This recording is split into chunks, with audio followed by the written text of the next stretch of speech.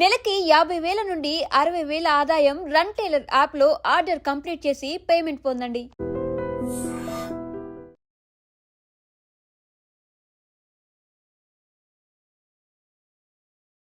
Treatment కోసమని ఒక బాలుడిని వాళ్ళ తల్లిదండ్రులు జహీరాబాద్ నుంచి బంజారా హిల్స్లో మంచి హాస్పిటల్స్ ఉన్నాయి, ట్రీట్మెంట్ చేసుకుంటే నయం అవుతుంది అని తీసుకొచ్చిండ్రు. ఆయనకు వచ్చింది ఏమీ లేదు, పాపం కాలికి చిన్న గాయమైంది. సో పస్ ఫామ్ అయితే కదా మామూలుగా చిన్నపిల్లలకి కొంత గడ్డలు అవ్వడం, ఆ తర్వాత పస్ ఫామ్ అవ్వడం ఇదంతా కూడా వెరీ కామన్. అయితే అది చాలా పెద్దగా ఉండడంతో లాభం లేదు అనుకున్నారు. అక్కడ జహీరాబాద్లో దగ్గరలో ఉన్నటువంటి హాస్పిటల్కి వెళ్ళి కన్సల్ట్ చేస్తే, లేదు మీరు హైదరాబాద్ తీసుకెళ్ళండి, ఈ పస్ అంతా తీసేస్తారు, కొంచెం మంచి ట్రీట్మెంట్ అవుతుంది అని చెప్పి బంజారా హిల్స్కి రిఫర్ చేస్తే TX hospital Banjara hills road number 12లో ఉన్నటువంటి హాస్పిటల్కి ఆ చిన్నారిని కేవలం 7 సంవత్సరాలు మాత్రమే అతన్ని తీసుకొని తల్లిదండ్రులు రావడం జరిగింది. ఇప్పుడు 3-4 నెలల నుంచి కూడా ఆ కాల్కి అయితే ట్రీట్మెంట్ జరుగుతోంది. అంటే పస్ ఫామ్ కాకుండా ఉండడానికి ఆయనకు ట్రీట్మెంట్ తీసుకుంటున్నారు. అందులో భాగంగానే ఎవ్రీ మంత్ విజిటింగ్ అనేది జరుగుతూ ఉంటుంది. అయితే మొన్న ఫ్రైడే రోజు కూడా ఇంకా కొంచెం పెయిన్ ఉంది అంటున్నాడు, గాయమైంది అతనికి, కాబట్టి కొంచెం చూడండి అని అంటే డాక్టర్స్ అక్కడ ఉన్నటువంటి డాక్టర్స్ చూసి కొంచెం గాయం ఇంకొంచెం పెద్దగా ఉంది, దీన్ని కొంచెం ఆపరేషన్ చేసి తీసేయాల్సి వస్తుంది అని తల్లిదండ్రులని కన్విన్స్ చేయడం. మరి ఎంత అవుతుంది ఏంటి, ఖర్చు ఎంత అవుతుంది అని అంటే కేవలం 25,000 అవుతుంది, అంతకంటే ఎక్కువ ఏం కాదు అన్నటువంటి మాట చెప్పిండ్రు. వాళ్ళకు కూడా తెలుసు బంజారా హిల్స్లో ఉన్నటువంటి హాస్పిటల్ ఆషామాషిగా ఈ ప్రైవేట్ హాస్పిటల్స్లో ట్రీట్మెంట్ అంత ఈజీ కాదు అన్నటువంటి విషయం తెలుసు. కాబట్టే వాళ్ళు కూడా డాక్టర్స్ దగ్గర ఒక భరోసా తీసుకున్నారు. అసలు ఏమైంది, ఈ కాల్కి ఇన్ఫెక్షన్ ఇంకా కూడా తగ్గుతలేదు కాబట్టి చిన్నగా మనం ఆపరేషన్ చేద్దాం, మొత్తం తీసేస్తే పూర్తి స్థాయిలో ఇంకా అంటే మీ బాబుకి సంబంధించిన గాయం మొత్తం అయిపోతుంది, వెళ్ళిపోతుంది, ఆర్ గాయం మానిపోతుంది అన్నటువంటి మాట చెప్పడంతో వాళ్ళు ఆపరేషన్కి సిద్ధమైనరు. అట్లనే హాస్పిటల్లో మొన్న ఫ్రైడే ఈవెన్ అతనికి ఆపరేషన్ కూడా చేసిండ్రు. చేసిన తర్వాత ఆయనను డైరెక్ట్ ఆపరేషన్ చేసిన తర్వాత తల్లిదండ్రులకు ఎవరికి చూపించలేదు, జస్ట్ ఆపరేషన్ కాగానే చూపించారు. ఆ తర్వాత ఐసీయూలో అంటే ఫుల్లీ కేర్డ్ యూనిట్లో పెట్టడం జరిగింది. ఆ తర్వాత దూరం నుంచి మాత్రమే చూసిండ్రు. కానీ సండే మనకు తెలుసు పెద్దగా హ్యాపెనింగ్ ఏముండదు, పేషెంట్స్ ఏం రారు, ఇన్ పేషెంట్స్ ఉంటారు అంతే, అవుట్ పేషెంట్స్ ఎవరు రారు, అండ్ డాక్టర్స్ విజిట్ కూడా పెద్దగా ఏముండదు అని అందరికీ తెలిసిందే.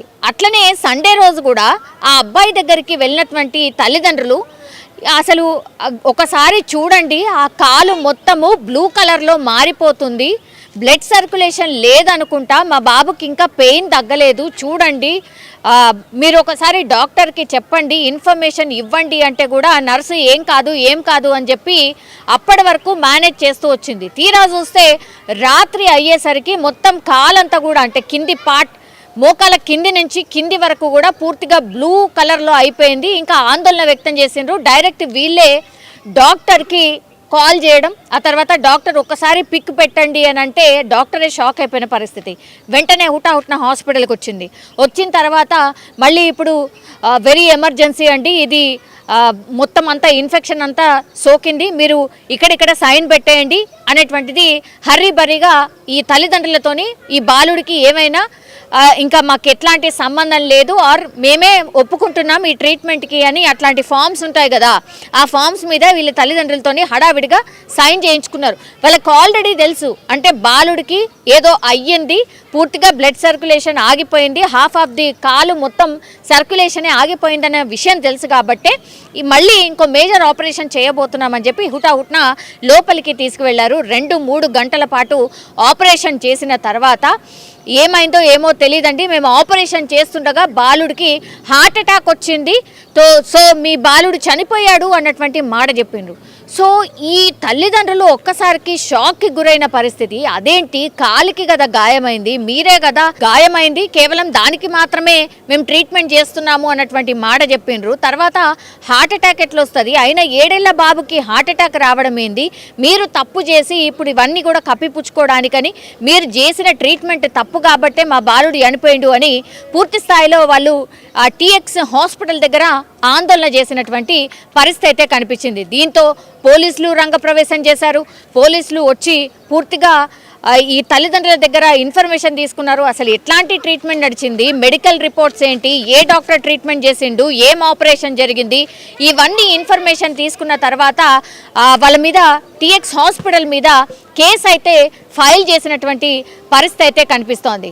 సో ఇప్పుడంతా ఈ ఇన్సిడెంట్ చూసినప్పుడు అసలు హాస్పిటల్స్ ఎంతవరకు సేఫ్ ఉన్నాయి, నిజంగా మన ప్రభుత్వ వైద్య అధికారులు అసలు ఏం హాస్పిటల్లో ఏం ట్రీట్మెంట్ నడుస్తుంది, పేషెంట్లు చనిపోతున్నారు, చిన్న బాలుడు చనిపోయిండు, ఆ ఇన్సిడెంట్లో ఏం జరిగింది ఏంటి అనేది కనుక్కునే ప్రయత్నం చేయండి అని అంటూ కూడా పూర్తి స్థాయిలో వీళ్ళు అంటే హాస్పిటల్కి సంబంధించిన యాజమాన్యం మీద పోలీసులకు ఫిర్యాదు చేయడం, ఆ తర్వాత ఈ యాజమాన్యం కూడా ఏం జరిగింది, ఏం ట్రీట్మెంట్ ఇచ్చిండ్రు, ఏంటి ఈ మెడికల్ రిపోర్ట్స్ ఏంటి, ఈ బాలుడి పరిస్థితి ఏంటి, ఆయనకి ఏం ట్రీట్మెంట్ నడిచింది, ఈ ఇన్ఫర్మేషన్ పూర్తిగా పోలీసులకు కూడా అందించడం జరిగింది.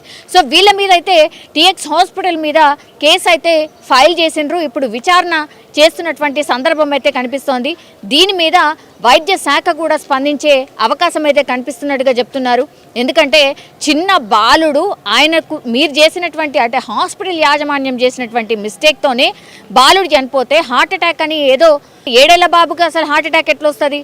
సో ఏదో చెప్పాలి కదా అని చెప్పి ఇప్పుడు బాలుడు చనిపోయాడు కాబట్టి వాళ్ళ మీద రాకుండా ఉండడానికని ఏదో అన్నెసెసరీ రీజన్ చెప్పినట్టుగా అక్కడ వాళ్ళు కూడా ఆరోపిస్తున్న పరిస్థితి కనిపిస్తోంది. పాపం ఈ పేషెంట్కి సంబంధించిన కుటుంబ సభ్యులు రోధిస్తూ ఉన్నారు. మా బాలుడికి ఏదో చిన్నగా గాయమైంది, పస్ ఫామ్ అయింది, అది తీస్తారు అని అంటే సరే అది ఇంకా తగ్గట్లేదు, ఇన్ఫెక్షన్ అయిందంటే చిన్న ఆపరేషన్ అని చెప్పి ఇప్పుడు అసలు బాబు ప్రాణమే తీశారు, ఇట్లాంటి హాస్పిటల్స్ మీద చర్యలు తీసుకోండి అంటూ రోధిస్తున్న సిచ్యువేషన్ అయితే కనిపిస్తోంది. నిజంగా ప్రస్తుతం ఉన్నటువంటి సమాజం దేనికి ప్రయారిటీ ఇస్తుంది? ఆర్థిక సంబంధాల చుట్టూ మాత్రమే తిరుగుతోంది. మళ్ళీ ఎన్నికలంగానే చాలా విరక్తి కలుగుతున్నాం. మంచి అనిపిస్తుంది కదా, లేడీస్ కూడా ఛాలెంజింగ్ జాబ్స్ చేసినప్పుడు చాలా బాగుంటది. ట్రాఫిక్ అసిస్టెంట్స్ గా నియమించిన ట్రాన్స్జెండర్స్ అందరితో సాల్యూట్ చేయించుకుంటున్నారు. ఫుడ్ డెలివరీ ఇవ్వటానికి వెళ్ళినటువంటి డెలివరీ బాయ్ అనిల్ పై కళ్ళ ముందు